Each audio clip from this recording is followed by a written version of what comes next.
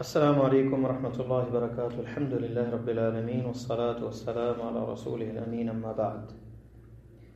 رب اشرح لی صدری ویسر لی امری واحلل عقدۃ من لسانی یفقہوا قولی۔ محرم کے روزے کے بارے میں چند تفاصیل ہیں۔ کیا محرم کے عاشورے کا روزہ صرف 9 کا رکھا جائے، 9، 10 کا رکھا جائے، یا 9، 10، 11 کا رکھا جائے، اور اس کی کیا فضیلت ہے، اور محرم کے مہینے کی کیا فضیلت ہے؟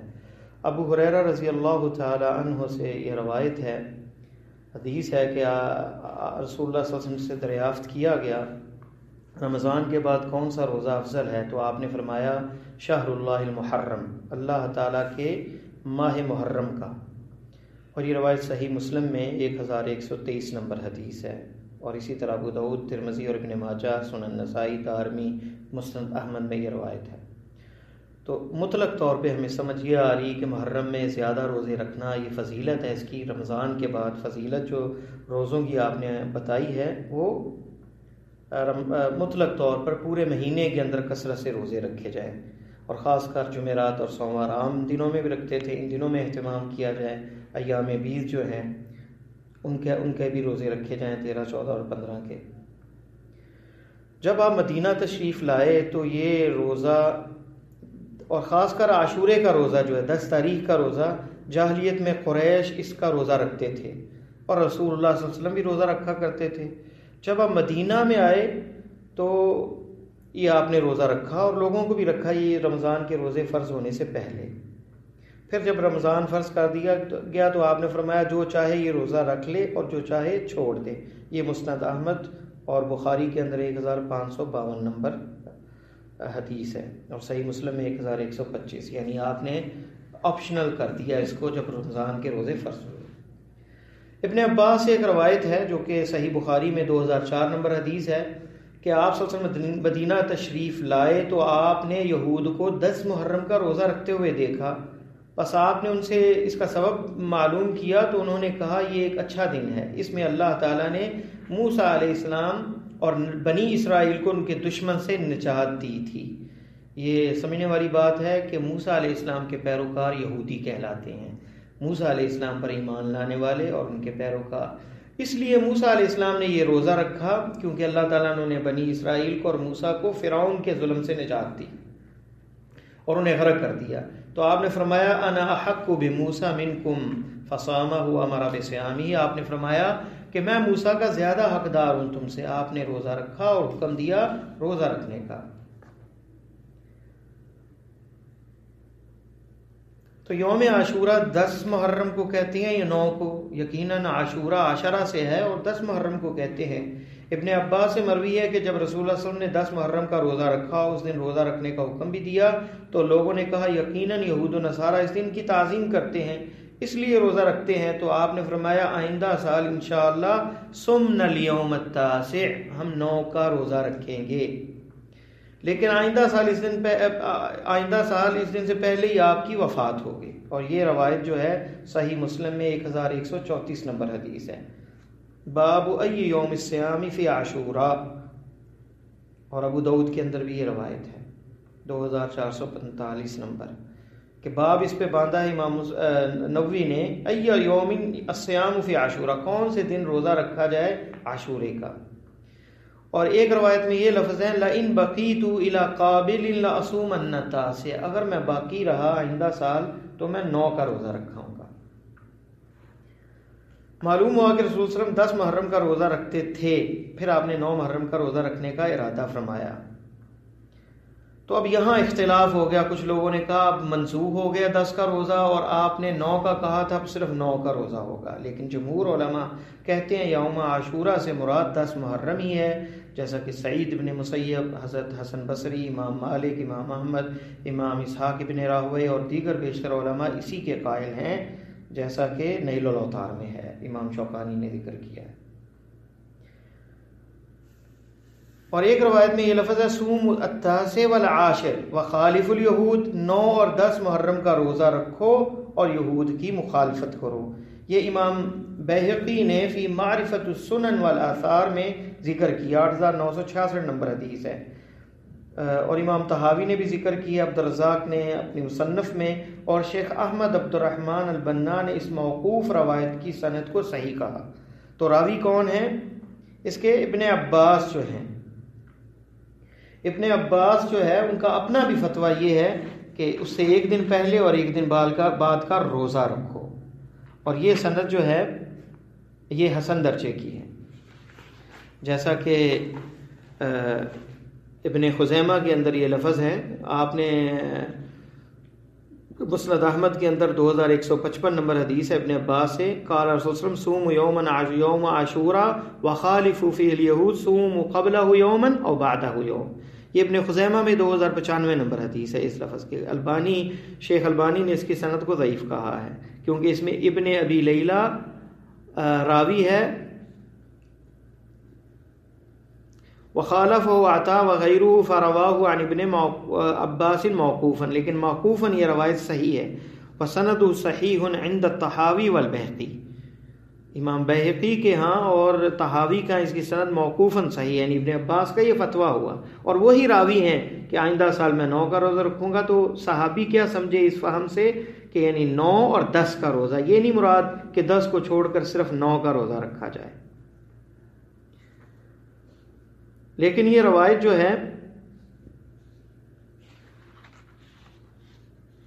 سنن کبریٰ کے اندر سابقہ لفظ کے ساتھ ہے، اور ایک اور روایت میں ہے صوموا قبلہ یوما و بعدہ یوما بالواو بدلا من او، یعنی ایک دن پہلے رکھو یا بعد میں، اس میں ہے کہ ایک دن پہلے رکھو ایک دن بعد میں رکھو۔ اسے ابن حجر نے اپنی اتحاف المہرہ میں 2225 نمبر کے تحت ذکر کیا ہے، اور اس میں لفظ ہے صوموا قبلہ یوما و بعدہ یوما۔ اور امام احمد اور بہقی جو ہے، اور امام بہقی جو ہے بسند ضعیف، ضعیف سند کے ساتھ، جس میں محمد ابن ابی لیلہ ہے، لیکن ابن ابی لیلہ اس میں منفرد نہیں ہے، اس کی متابعت ہے۔ فقد تابعہ علیہ صالح ابن ابی صالح ابن حی، یعنی امام ابن حجر نے اس کی سند کو ذکر کر کے لکھا ہے، اس کا متابع ہے ایک سند کے اندر ابن ابی لیلہ کا، لہذا یہ روایت جو ہے وہ حسن ہے۔ اور اس روایت سے ہمیں یہ بھی فائدہ ملتا ہے کہ ایک دن پہلے اور ایک دن بعد روزہ رکھنا بھی ثابت ہے اس روایت سے۔ اور دوسری بات کہ صرف 9 کا روزہ رکھنا جو ہے یہ سلف صالحین سے تو ذکر نہیں، استاد ہمارے حافظ شریف حافظہ اللہ تعالی، انہوں نے بھی اپنے ایک کلپ میں وہ ذکر کیا ہے، معاویہ رضی اللہ تعالیٰ عنہ کا حج کے موقع پہ مدینہ آنا، اور پھر مدینہ مسجد نبوی میں خطبہ ارشاد فرمانا، تمام وہ صحابہ موجود تھے، اہل مدینہ موجود تھے، تابعین کی کثیر جماعت موجود تھی کہ ہم 10 کا روزہ رکھیں گے محرم کا۔ آپ نے اس کی آپشنل دی ہے، یہ اجازت دی ہے، رکھے یا چھوڑ دے کوئی، تو ہم رکھیں گے۔ تو کسی نے انکار نہیں کیا کہ 10 کا منسوخ ہو چکا ہے، اب 9 کا رکھنا چاہیے۔ تو گویا اجماع ہوا اہل مدینہ کا اس دور میں، اور صحابہ کثیر تعداد میں موجود تھے۔ اور دوسری بات شیخ نے یہ بھی ذکر کی کہ خبر جو ہے تمام اصولیوں کے نزدیک خبر جو ہے منسوخ نہیں ہوتی، کہ آپ نے 10 کی فضیلت بتائی کہ 10 کا روزہ رکھنے سے ایک گزشتہ سال کے گناہ معاف ہو جاتے ہیں، اور وہ خبر بھی کس کی ہے؟ موسیٰ علیہ السلام کو نجات دی، اور ہم زیادہ حقدار ہیں موسیٰ کے، اور شکرن للہ موسیٰ نے روزہ رکھا، اور ہم بھی موسیٰ کے زیادہ حقدار ہیں، لہذا ہم بھی روزہ رکھیں۔ تو اس سے ایک اور سمجھ بھی آتی ہے کہ بندے کو اچھی چیز، کسی مصیبت سے بندہ بچے تو عبادت کی طرف رغبت کرنی چاہیے۔ یہ نہیں ہے کہ اللہ نے کوئی نعمت دی ہو تو بندہ آوارگی اور جو ہے وہ میوزک لگائے اور ڈانس کرے اور ناچے وہاں پہ۔ پاکستان ایک نعمت ہے، 14 اگست گزرا، لوگ ڈانس کیا، لوگوں نے جو ہے وہ موسیقی کے پروگرام کیے، تو ایسے موقعوں پر اللہ کا شکر ادا کرنا چاہیے۔ تو ہمیں یہی نظر آتا ہے کہ سجدہ شکر کیا ہے، کہ کوئی اچھی نعمت کی خبر ملے تو بندہ سجدے میں گر جائے، اسے سجدہ شکر کرتے ہیں، کہتے ہیں۔ اور اللہ کے نبی صلی اللہ علیہ وسلم رات کی نماز پڑھا کرتے تھے۔ عائشہ نے کہا کہ آپ کے پاؤں مبارک میں ورم آ گیا، آپ کے اگلے پچھلے گناہ معاف ہیں، صحیح بخاری میں یہ لفظ ہیں۔ آپ نے فرمایا افلا اکون عبدا شکورا، میں اللہ کا شکر گزار بندہ نہ بن جاؤں؟ تو شکر کرتے وقت تہجد کی نماز، تو عبادات کی طرف رغبت، کیونکہ اللہ کی طرف سے نعمتیں ہیں، اور روزہ جو ہے اس میں ہمارا ہی فائدہ ہے، صحت بھی ہے، رب سے صلہ بھی مضبوط ہوتا ہے۔ تو یہ عاشورے کا روزے کا مقصد اور ہدف کیا ہے؟ اللہ کا شکر ادا کرنا کہ اللہ نے موسیٰ علیہ السلام کو نجات دی اور یہ نعمت تھی، اور اس پہ یہ فضیلت آپ نے بتائی کہ 1 سال کے اللہ گناہ بھی معاف کر دیتے ہیں۔ تو روزہ جو ہے وہ 9-10 کا یا پھر 9-10 اور 11 کا، اور صرف 10 کا بھی رکھا جا سکتا ہے، صرف 10 کا بھی رکھا جا سکتا ہے، کیونکہ آپ نے 10 کا روزہ رکھا، صرف آخر میں آپ نے یہ کہا کہ آئندہ سال اگر رہا تو میں 9 کا بھی رکھوں گا، اور وہ مخالفت میں تھی۔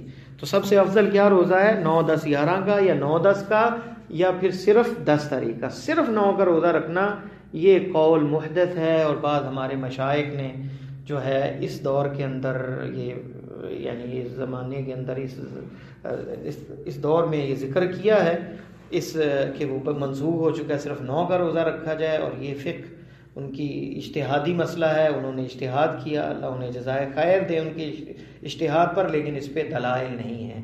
سلف صالحین کے اقوال جو ہے دیکھیں، ابن حجر العسقلانی نے جو ہے اس کے ابن حجر نے کیا ذکر کیا رحمہ اللہ نے اس حدیث کے متعلق کہ آئندہ سال میں زندہ رہا تو 9 محرم کا روزہ ضرور رکھوں گا۔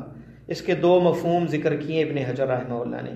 ایک تو یہ کہ آپ صلی اللہ علیہ وسلم کی مراد یہ تھی کہ یوم عاشورہ کے روزے کے لیے 10 کی بجائے 9 کا روزہ مقرر کر دیا جائے، اور دوسرا یہ کہ آپ صلی اللہ علیہ وسلم 10 کے ساتھ 9 کا روزہ بھی مقرر فرمانا چاہتے تھے، مگر آپ صلی اللہ علیہ وسلم کسی بھی صورت کو متعین کرنے سے پہلے وفات پا گئے، لہٰذا احتیاط کا تقاضا یہی ہے کہ 9 اور 10 دونوں کا روزہ رکھا جائے، اور یہ فتح الباری میں چوتھی جلد کے اندر یہ ذکر ہے۔ تو اندازہ کریں تمام ائمہ اور جمہور علماء اس چیز کے قائل ہیں، عاشورہ جب کہا جاتا ہے اس سے مراد 9 نہیں 10 محرم ہی ہے، اور یہی راجح نظر آتا ہے کہ 10 تاریخ کا روزہ جو ہے اس سے گناہ بھی معاف ہوتے ہیں، اور 10 تاریخ کا جو روزہ ہے وہی صحیح ہے عاشورے کا روزہ، اور آپ نے یہودیوں کی مخالفت میں یہ کہا تھا کہ 9 اور 10 کا روزہ رکھا جائے گا۔ واللہ تعالی اعلم، وصلی اللہ تعالی علی خیر خلقہ محمد وعلی آلہ وصحبہ اجمعین۔